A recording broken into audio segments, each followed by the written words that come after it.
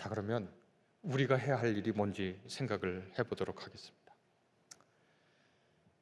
이러한 위기의 시대, 선동과 고통의 시대는요, 성서 처음부터 끝까지 있는 겁니다. 성경을 읽어보면, 특별히 오늘 제가 마태복음서를 읽었는데, 마태복음서는 한마디로 저한테 얘기하라 그러면, 문학 장르로 구분하라 그러면 이것은 전쟁 문학입니다. 66년에서 70년 사이에 유다 그 조그만 나라가 겁도 없이 정말 로마 제국에게 전투를 벌였거든요. 전쟁을 벌였거든요. 역사학자들에 따르면 당시의 로마 제국은 오늘날의 미국과 중국을 합해 놓은 국력의 크기라는 거예요.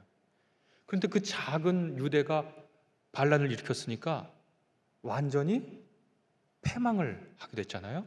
그게 70년에 일어난 일인데 마태복음서가 80년에서 90년 사이에 기록됐습니다. 불과 전쟁 끝난 지 10년에서 15년 사이에 기록된 거예요. 여기 조금 연세 드신 분들은 다 압니다. 60년대에 전쟁 얘기 안 하고 살았습니까? 그렇지 않으시죠? 제가 1999년에 결혼했는데 저희 장인이 이제 31년생이시니까 딸하고 결혼하겠다고 장인 댁에 갔더니 장인 어른이 이렇게 얘기해보고는 좀 마음에 드셨나 봐요, 제가. 그리고서 바로 꺼낸 얘기가 뭔지 아세요? 전쟁 얘기입니다. 1953년에 전쟁이 끝났으니까 99년이면 몇 년이 흐른 겁니까? 그런데 어제 일이에요. 저희가 이사를 하는데 장모님이 도와주시겠다고 와서 이삿짐 나르는데 계속 불을 끄시면서 돌아다녀요. 그래서 장모님, 이사 나를 때 불을 켜 있어야 잘 나릅니다, 불을. 그랬더니 아우, 내가 전쟁 때 하도 고생한 거 생각하면. 전쟁은요 10년에 잊히는 게 아닙니다. 20년에 잊히는 게 아닙니다. 전쟁을 겪은 사람은 평생 같이 갑니다. 그거를 트라우마라고 부릅니다. 트라우마. 마태복음서를 보면은요, 제가 전쟁 문학이라고 그랬죠. 왜 그렇게 불렀냐? 마태복음서 보면 마태 공동체, 마태 교회에 있는 분들이 겪었던 폭력의 트라우마가 고스란히 드러나 있습니다. 많은 얘기를 할 수 없고 딱 한 얘기만 드리도록 하겠습니다. 마태복음 24장 45절에서 51절을 보면 심판하러 돌아온 주인의 비유가 있습니다. 거기 어떻게 되어 있냐면, 누가 지혜롭고 충직한 종이 되어서 동료 종들에게 먹을 것을 제때 나눠주겠느냐라고 묻고는 그런 종이 있으면 주인이 돌아와서 그를 칭찬할 것이다, 이렇게 되어 있습니다. 그 다음엔 어떻게 이어지냐면, 어떤 나쁜 종이 주인이 늦게 오리라 생각하고 동료 종들을 때리면 주인이 돌아와서, 우리나라 개역개정에는 어떻게 번역되어 있죠? 주인이 종을, 성경 펴신 분들은 다 압니다. 심히 때리고, 이렇게 번역되어 있죠. 제가 이제 신약학으로 박사학위를 받았거든요. 그래서 신약학자입니다. 그걸 헬라어로 읽어보면 그 단어가 심히 때리고가 아니에요. 뭐라고 번역하면 되느냐? 사지를 잘라버리고입니다. 너무 심하잖아요? 종이 다른 동료종을 때리면 주인이 와서 그냥 그 종을 엄히 다스리면 되잖아요. 우리 성경 번역대로 엄히 때리면 그러면 종에 대한 벌이 충분하다, 이렇게 생각하는데, 그리스어로 디코토메오라는 거거든요. 이게 뭐냐면 잘라버린다는 거예요, 사지를. 마태복음서에는요 자해에 관련된 본문이 마가에는 한 번만 있는데 두 번 있습니다. 누가 만약에 너의 눈이 너를 죄짓게 하거든 눈을 빼버려라. 너의 오른손이 너를 죄짓게 하거든 오른손을 잘라버려라고 하는 아주 극단적인 그 말씀이 있잖아요. 과정법이지만 마태복음에는 그것이 두 번 나와 있습니다. 마태에만 나오는 비유가 있는데 마가복음에도 없고요, 누가복음에도 없는, 마태복음에만 나오는 비유가 마태 특수 비유라고 해서 5개의 비유가 있는데, 아까 말씀드린 그 종의 비유를 포함해서 5개가 있는데 모두 폭력으로 끝납니다. 이건 뭐냐? 마태교회에 있던 마태교회 성도들이 아파요. 마음이. 전쟁의 참상을 지나온 마음을 갖고 있는 거예요. 전쟁의 참상을.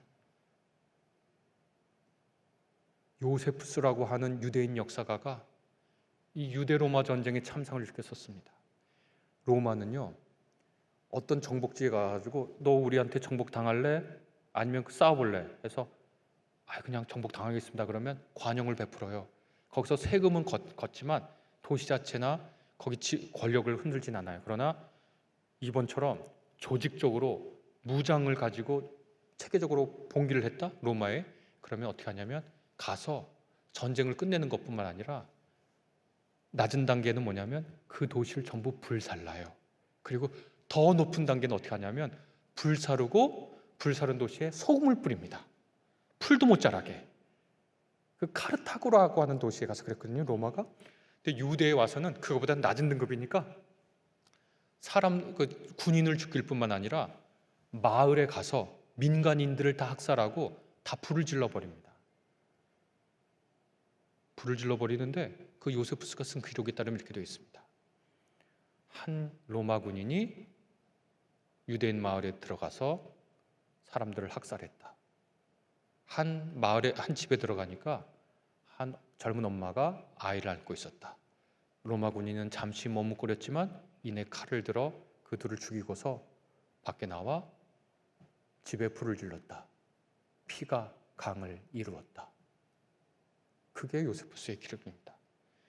그러한 전쟁의 참화를 겪은 사람들이에요. 위기 중에 위기를 겪은 사람들인데, 그런데 여러분 마태복음서 하면 무슨 생각이 나시죠? 이렇게 제가 처음 알려드렸죠, 이런 폭력의 얘기가 있는 거. 그전에 뭘 여러분 잘 알고 계시죠? 마태복음에 이 위기의 시대에 오늘날의 코로나하고는 비교할 수 없는 전쟁의 참화를 겪은 마태교회 다니던 성도들이 말씀을 들을 때 가슴에서 철철 흐르는 피고름이 흐를 때, 그래서 우리가 큰 고통을 겪으면 자해를 하잖아요. 자해의 그런 본문이 있는 그 마태복음서에 여러분 잘 아시는 어떤 구절이 있습니까? 원수를 사랑해라. 내 이웃을 내 몸과 같이 사랑해라. 누가 내 오른쪽 뺨을 치면 왼쪽 뺨을 내밀어라. 이것이 신앙의 승리입니다. 위기 시대에 누군가를 탓하고 누군가에게 분노하고 누군가를 경멸하고 스스로에게 죄책감과 수치감을 갖고 자해할 때 예수께서 우리에게 하신 말씀을 붙잡고 마태 교회의 성도들은 피고름이 나는 가슴을 부여안고 예수님의 말씀을 붙잡았습니다. 원수를 사랑해라. 누가 오른쪽 뺨을 치면 왼쪽 뺨을 내밀어라. 누가 오리를 가자 그러면 십리를 가져오라. 이것이 신앙의 승리입니다. 그리고 마태복음서 5장에 얘기하잖아요. 참 행복합니다. 마음이 정말 가난한 사람들. 여러분, 이 말씀은요, 우리가 흔히 마음이 가난한 자는 복이 있나니 천국이 저희 것이며 이렇게 읽어서 마음이 가난한 사람은 천국을 받을 거니까 기뻐해라, 이런 얘기가 아닙니다. 이걸 헬라어로 읽으면 복이 있습니다. 참 훌륭한 분입니다. 참 하나님과 더불어 사는 지복의 상태에 있는 분입니다. 어떤 분이? 마음이 너무 가난해서, 마음이 가난한 건 뭐냐면 하나님 한 분 외에는 아무도 의지할 사람이 없어서 울고 있는 그대여, 그대 참 복된 상태에 있습니다 라는 얘기입니다. 왜 그런가? 울부짖는 그 마음에 하나님을 모셨으니까 지복의 상태에 있다고 얘기하는 겁니다. 이후에 그 사람에게 하늘나라에 참여하게 된다고 위로의 말을 건네는 겁니다. 이미 그 상태에 정의 때문에 목말라서 곧 죽게 될 그 허기에 차 있는 사람에게 복이 있다고 오늘 그 이야기를 얘기합니다. 승리의 기쁜 소식이고, 우리가 타인을 정죄하고 타인을 경멸하고 나를 수치스럽게 생각하고 나에게 절망하고 나의 삶에 허물을 느낄 때, 여러분 여기서 고통당하신 분들 중에 자기 혐오를 안 겪은 사람이 어디 있습니까? 아침에 일어나서 거울 보고 너는 왜 그렇게 사냐? 스스로에게 욕하고 스스로를 못났다고 생각하는 분들, 그런 경험들 있으신 분 있죠? 그런 감정 속에서 고통당할 때 복음은 우리에게 이렇게 얘기해 줍니다. 너 하나님과 함께 더불어 사는 복을 누리고 있다고. 그리고 이 신앙의 하늘나라의 복음 안에서 어떻게 얘기하냐면 감사할 것이 있다고. 그리고 이렇게 내게 은혜 베푸신 하나님의 감사의 거리를 찾아서 그분을 찬양할 수 있다고. 다시 말해서 복음은 인간이 본연적으로 갖고 있는 부정편향과 위기 때의 잘못된 부정적인 도덕 감정을 복음 내에서 조정을 해줍니다. 더 이상 자기 혐오에 빠지지 않게, 더 이상 타인을 향해 분노하고 경멸하고 혐오하는 그런 감정 속에 놓이지 않게 우리를 그 부정편향과 잘못된 도덕 감정에서 구원해서 우리를 살게 합니다. 그래서 이런 감정을 갖고 있었기 때문에 우리가 역사를 통해서 다른 사람들은 위기 상황에서 도덕적 감정, 부정적 도덕적 감정에 빠져서 이렇게 저렇게 살 때 기독교인들은 제정신을 차리고 살았거든요. 여러분, 제가 한번 다른 곳에서 말씀드린 거지만 AD 128년, 그 다음에 BC 2세기, 3세기에 로마 제국에 우리 팬데믹, 코비드-19 같은 팬데믹이 2번 돌았습니다. 아주 크게. 그래서 그때 어떻게 됐느냐? 그때 이게 제가 보면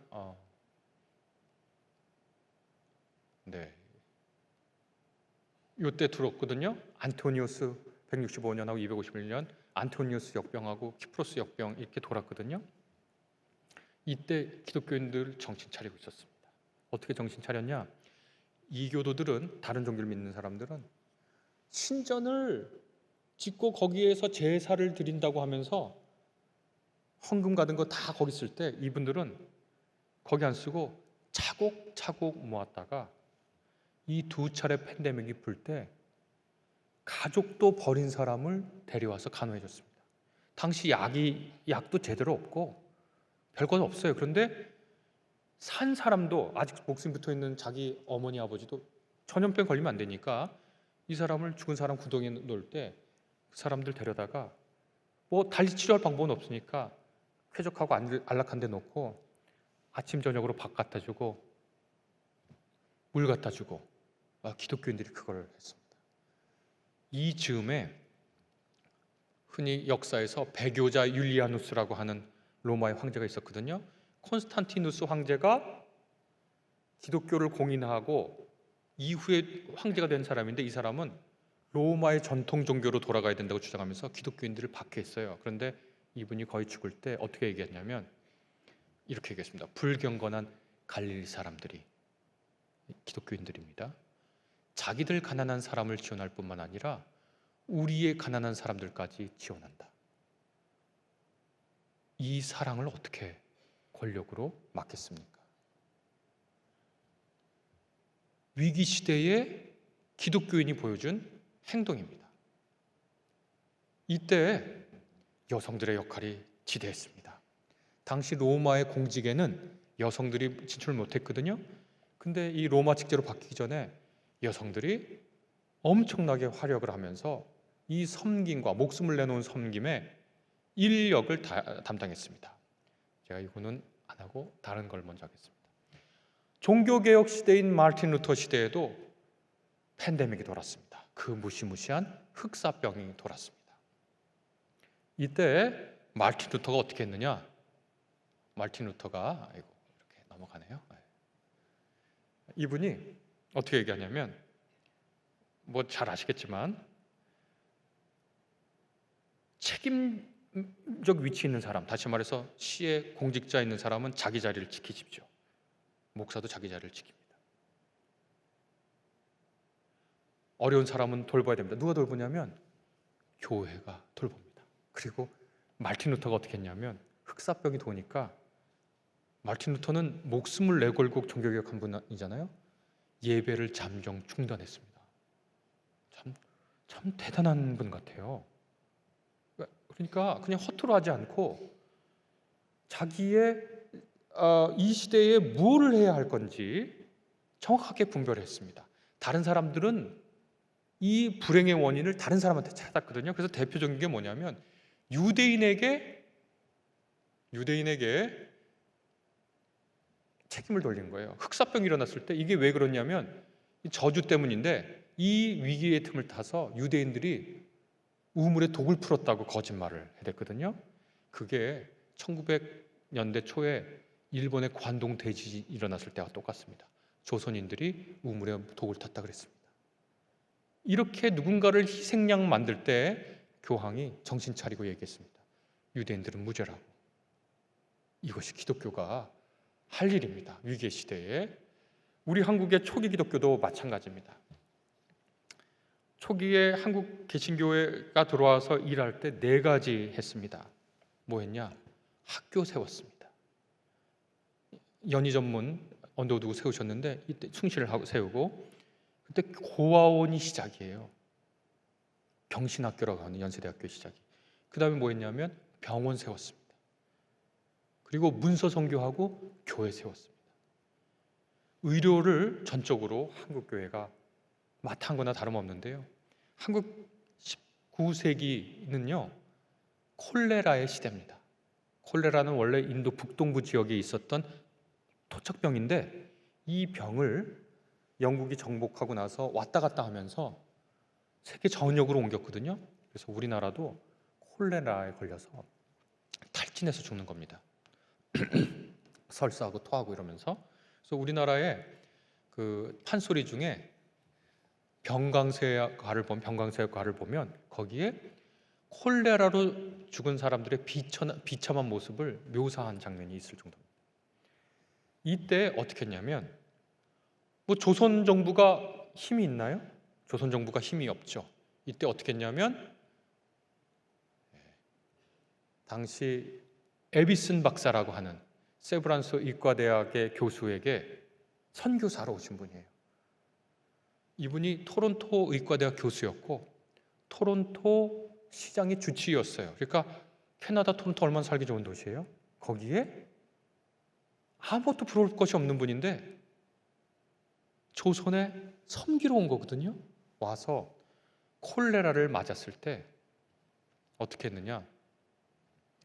조선 민간에서는요, 여기 보시는 것처럼 이게 당시 사진입니다. 콜레라가 쥐가 일으킨다고 생각해서 고양이 부적을 집 앞에 갖다 놓거나 소 머리를 대문 앞에 갖다 놨습니다. 왜냐하면 아무것도 할 게 없으니까, 뭐라도 해야 될 것 같으니까. 조선 정부는 어떻게 했냐? 참 지금 생각해 보면 이렇게 역봉이 도는 건 임금이 선정을 못 베풀었기 때문이다라고 생각해서 옥에 갇혔던 죄수를 풀어줬습니다. 그럼 어떻게 돼요? 우리 다 알지만 팬데믹 때 사람들 많이 돌아다니게 하면 어떻게 됩니까? 더 큰 병이 생기는 거죠. 조선 정부가 통제할 수 없게 되자 선교사이자 의사였던 에비슨에게 이 병을 좀 맡아달라고 부탁하고, 그때 에비슨이 이런 얘기를 합니다. 귀신 눈대 세균 눈. 호열날병은 콜레라입니다. 콜레라는 귀신이 일으키는 것이 아니다. 호열날병은 미균, 작은 세균이죠. 세균이라고 부르는 아주 작은 벌레가 일으키는데, 이 작은 벌레가 위 속에 들어가면 급속히 번식하여 질병이 유발된다.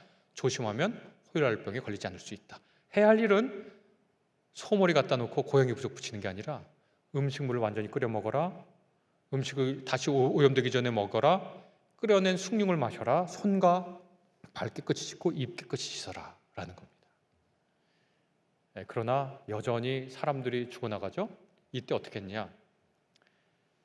에비슨 박사가 동쪽에는 에비스니하고 서쪽에는 언더우드 선교사가 피병원, 콜레라를 피하는 피병을 만들었는데, 그때 그 피병원을 담당하다시피 한 곳이 바로 서울에 있는 세문안교회입니다.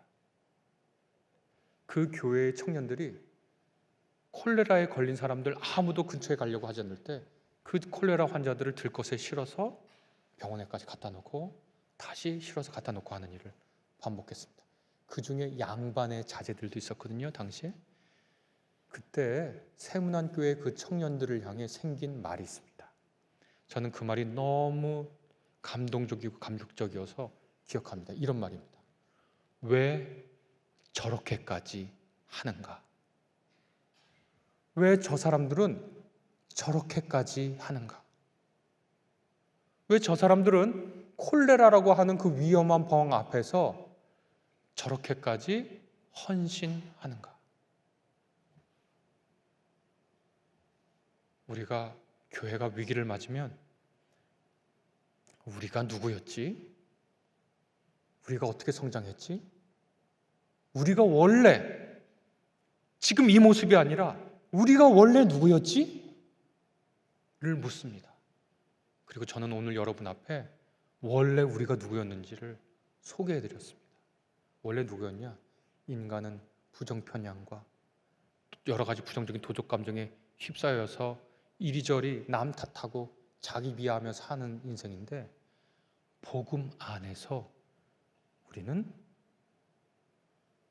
고양된 감사와 찬양을 할 수 있는 사람으로, 타인을 경멸하거나 분노하기보다는 이 상황 속에서 슬기를 발휘하고 함부로 선동에 넘어가지 않는 사람으로, 나아가서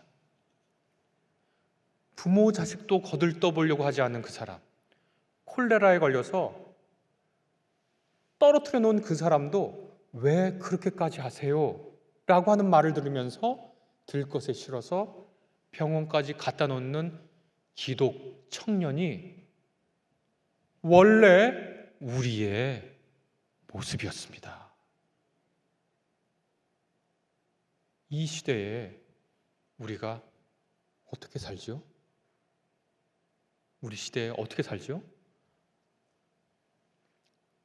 우리 상당교회가 청주에 행복을 주는 교회라고. 어떻게 행복을 주지요?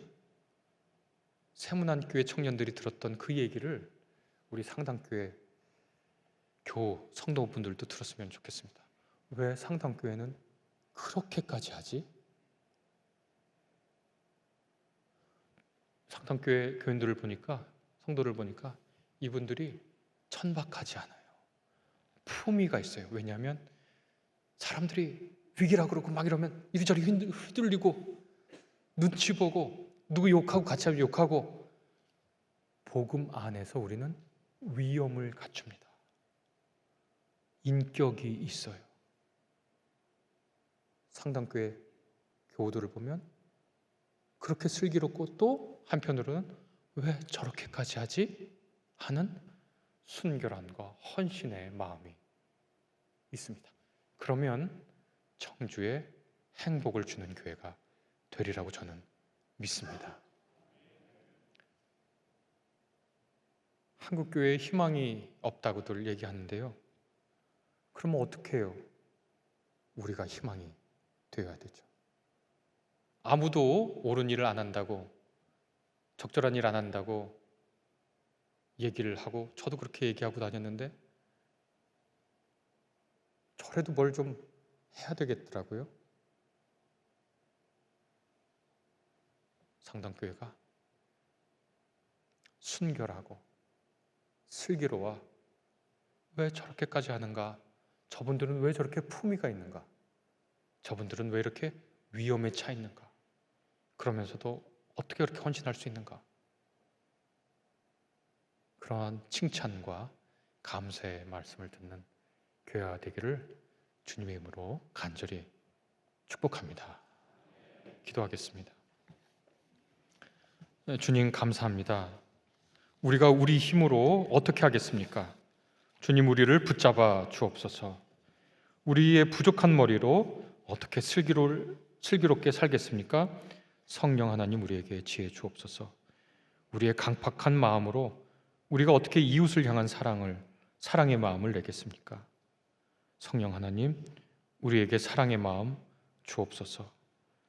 우리에게 슬기 주시고 순결함 주셔서 이 지역, 이 사회에 행복 주는 주님의 아름다운 교회 되도록 주님 인도하옵소서. 주 예수 그리스도의 이름으로 감사하며 기도합니다.